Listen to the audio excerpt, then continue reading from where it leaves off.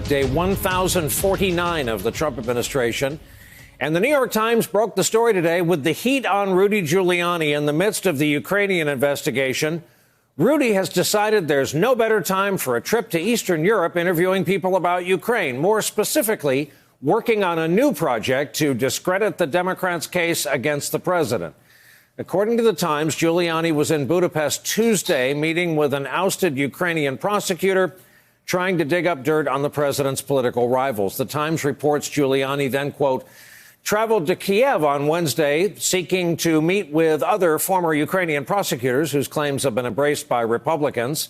Former prosecutors who faced allegations of corruption all played some role in promoting claims about former Vice President Biden, a former United States ambassador to Ukraine, and Ukrainians who disseminated damaging information about Mr. Trump's campaign chairman, Paul Manafort, in 2016. Those claims have been at the base of the campaign to push Ukraine into the opening inquiries that would benefit Trump heading into 2020. The Times and NBC News report Rudy Giuliani is using this trip to help produce a pro-Trump anti-impeachment documentary for the conservative cable outlet OANN One America News Network. Meanwhile, the Associated Press is reporting federal prosecutors investigating Rudy and his two indicted associates, we know them as Lev and Igor, have interviewed the head of Ukraine's state-owned gas company as part of that inquiry.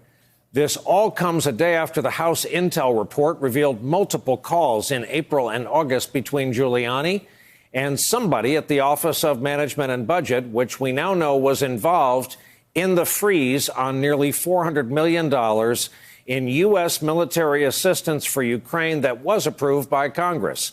Today, Trump dismissed his lawyer's phone calls.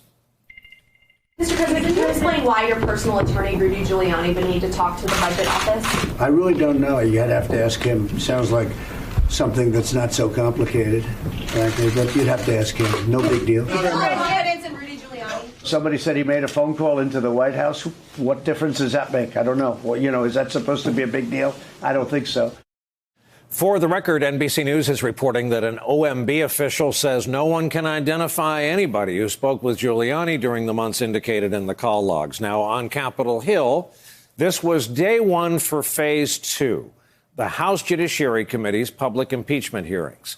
4 constitutional scholars weighed in on Trump's conduct during a session that stretched past the 8-hour mark and began with this from the committee chairman.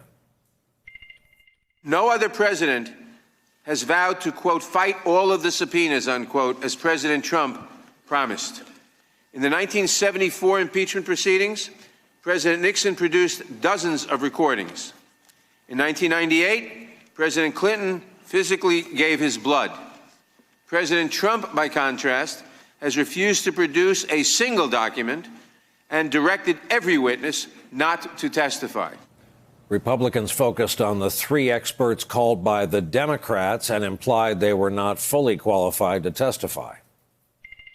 What is really interesting over today and for the next few weeks is America will see why most people don't go to law school. No offense to our professors. For the opinions that we already know, out of the classrooms that maybe you're getting ready for finals in, to discuss things that you probably haven't even had a chance to, unless you're really good on TV or watching the hearings for the last couple of weeks, you couldn't have possibly actually digested the Adam Schiff report from yesterday or the Republican response in any real way. Now, we can be theoretical all we want, but the American people is really going to look at this and say, huh? After that, it was time for the witnesses to respond. Mr. Collins, I would like to say to you, sir, that I read transcripts of every one of the witnesses who appeared in the live hearing because I would not speak about these things without reviewing the facts. What has happened in the case today is something that I do not think we have ever seen before. A president who has doubled down on violating his oath to faithfully execute the laws and to protect and defend the Constitution. President Trump has committed impeachable high crimes and misdemeanors by corruptly abusing the office of the presidency.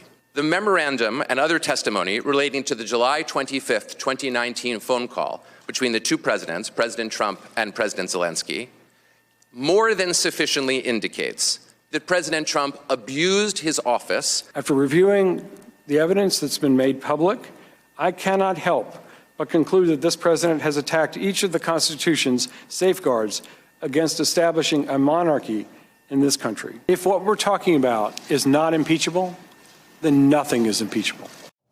The sole Republican-called witness was not so much a defender of the president as he was an advocate against this proceeding.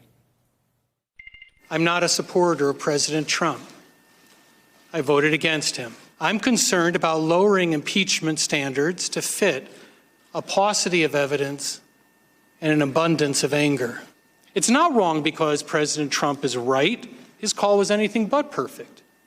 It's not wrong because the House has no legitimate reason to investigate the Ukrainian controversy. It's not wrong because we're in an election year. There is no good time for an impeachment.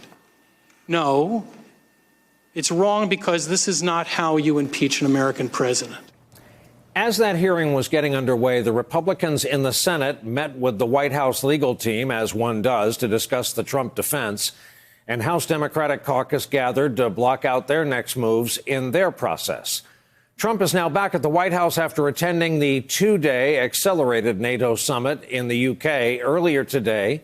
He took time during his meetings to lash out at the Democrats. It's a disgrace. You have a loser, like the guy's a stone-cold loser, has been all his life, Adam Schiff. These people, you almost question whether or not they love our country. And that's a very, very serious thing. Do they, in fact, love our country? Meanwhile, the Washington Post is reporting that John Durham, the prosecutor who was hand-selected by Trump's own attorney general to investigate the Russia inquiry, has told the Department of Justice Inspector General he has no evidence to support that theory that the Russia case was concocted by the home team, U.S. intelligence. Today, Trump offered this praise for Durham, despite having never met him. I don't know Mr. Durham. I've never spoken to him, but he's one of the most respected law enforcement or U.S. attorneys anywhere in the country. He's a tough guy. He's had an incredible track record. He's actually sort of nonpartisan, I guess, from what I hear.